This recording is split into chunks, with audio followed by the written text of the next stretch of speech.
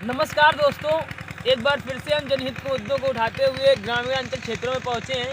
मुझे नहीं पता है मैं किस गांव में खड़ा हूँ, मुझे ये भी नहीं पता मैं किस मार्ग से आया हूँ। सर्दी बहुत है और जब मैं एक चकरोट से निकल रहा था यहाँ से, तो मैंने देखा कि देखिए किसानों के खेतों में जो आवारा मवेशी है ये नुकसान कितना पहुँचा रहा है। यहाँ देखने और हैं तो अगल बगल खेत के सब लोग, लेकिन वो अपना अपना खेत देखते हैं।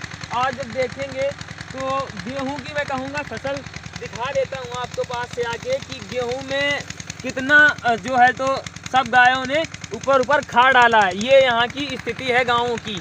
और जो गाँवों में गौशाला बनाए गए हैं उसमें गाय है कि नहीं है पता नहीं। ये जो है तो स्थितियाँ हैं यहाँ की। और हमारे पीछे आप देखेंगे लाही और गेहूँ बहे हुए। हमारा जो अन्नदाता है जिसके भरोसे देश के सब लोग राशन और खा पी रहे हैं, जो अपना पेट भर रहे हैं, उसके खेतों का हाल ये है। मैं कानपुर देहात में हूँ, मैथा ब्लॉक अंतर्गत कोई गांव, मैं इसी क्षेत्र में हूँ। पता नहीं मुझे गांव का नाम क्या है। अब मैं यहाँ चल के लोगों से बातचीत करूँगा और जानूँगा ये जगह कौन सी है और किसान जो हमारा अन्नदाता है उसको कितनी समस्याओं का सामना करना पड़ता है। तो चलिए लोगों से बातचीत कर लेते हैं यहाँ चल के। आपने देखा कि एक खेत को किस तरह से गाय उजाड़ रही है। मैं कैमरामैन से कहूँगा एक बार फिर दिखा दें कि अभी भी गाय जो है तो किसानों के खेतों में चल रही हैं।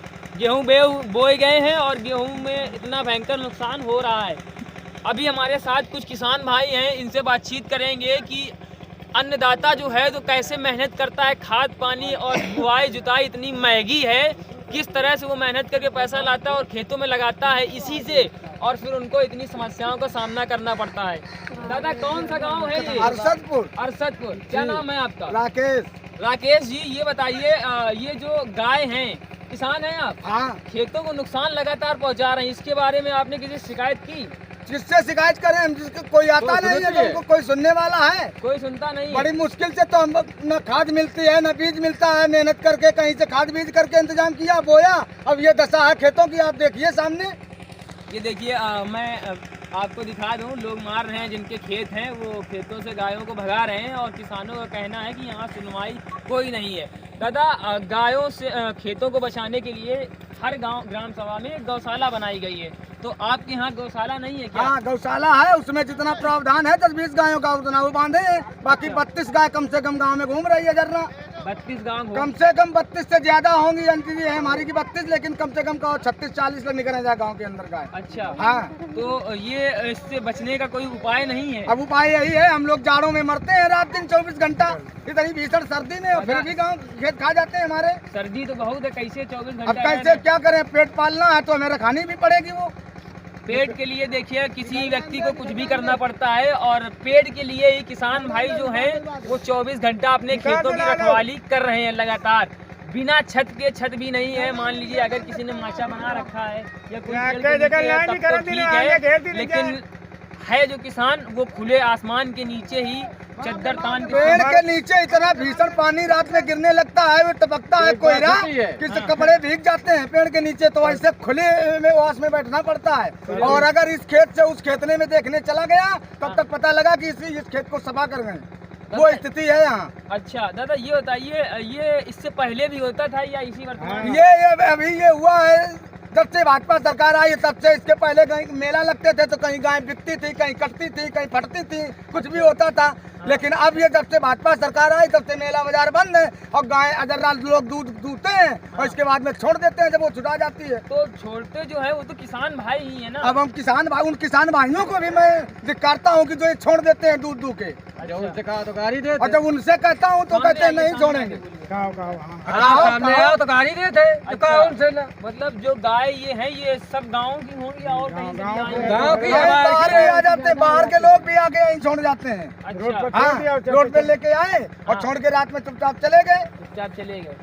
तो अभी आपने क्या बोया है खेतों में? खेतों में गेहूं है, मटर है, चना है, राही है, आलू है। 1 बीघा मटर हमारा फूल देने लगा था मटर। हाँ। और वो खा गया खेत। आपको अभी दिखाएं चल के खेत, हम तो मर गए। यही होगा लास्ट में कि आत्महत्या करनी पड़ेगी हमको। अरे दादा ऐसा मत बोलिए। अब क्या करें फिर? ये बताइए, ये जो सर्दी इस समय पड़ रही है 12 कभी 5 जा रहा, कभी 6 जा रहा है, कैसे किस तरह से मैनेज कर लें? घर में भी लोग कैसे अकेले कर लेंगे इतना सब आप सर्दी में? अब क्या करें, कहीं बच्चे जाते हैं किसी खेत में, किसी खेत में मैं रहता हूँ, तो परिवार तो मर तो जाएगा खेती आप सर्दियों में। लोगों की है कि बटाई धारी? कहीं बटाई करता हूँ, खेती जो 10-5 बिस्वा है वो अपनी है, बाकी बटाई कहीं बलकट कहीं ऐसे किए हैं और वो भी खा जाते हैं जी।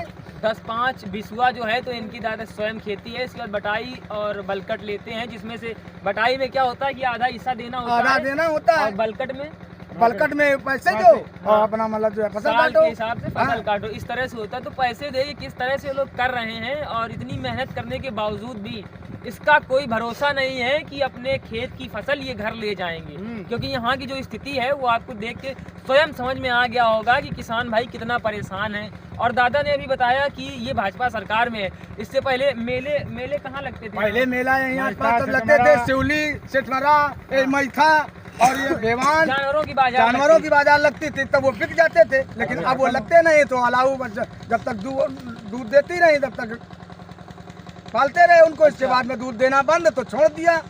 ये गांव की जो है तो स्थितियां हैं, और हमारी स्थितियों को समझने के लिए जब मैं आया तो सभी लोग यही कह रहे हैं कि कोई बचाव के लिए कोई मुझे दिख भी नहीं रहा है, क्योंकि गौशाला है तो उन्होंने बताया कि जितना दिया गया है उतनी गौशाला उसके अंदर गाय हैं गौशाला के अंदर, बाकी जो है तो किसानों के खेतों में नुकसान पहुंचा रही हैं। किसानों की जब बात की जाएगी तो किसानों से जुड़ी कई तरह की समस्याएं हैं।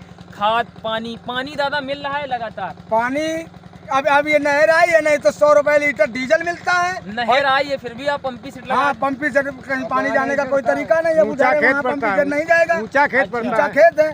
तो हमें 100 रुपए लीटर लेके और दूसरे की पंपी सेट 200 रुपए घंटे पे चलवानी पड़ती है। और इतना आप समझेंगे, 1 घंटे 1 बीघे में 4 घंटे लगते हैं कम से कम। और 4 घंटा जब हम एक बार में सिंचाई देंगे, 4 दूनी 800 रुपए, और 832 रुपए हम सिंचाई काट देंगे। इसके बाद में खाद बीज कट जाएगा, 4 पानी लगते हैं, कम से कम 4 पानी लगेंगे गेहूं में। अच्छा। और इसके बाद में गाय खा गई, बचा क्या? बिल्कुल सही है आपकी बात। ये गांव की स्थितियां हैं भाई साहब, देखते रहिए जनचौपाल अभी और आपको ग्रामीण अंचल क्षेत्रों में जाके किसानों से जुड़ी हर समस्या को दिखाता रहेगा। जुड़े रहिए हमारे साथ जनचौपाल पर। नमस्कार।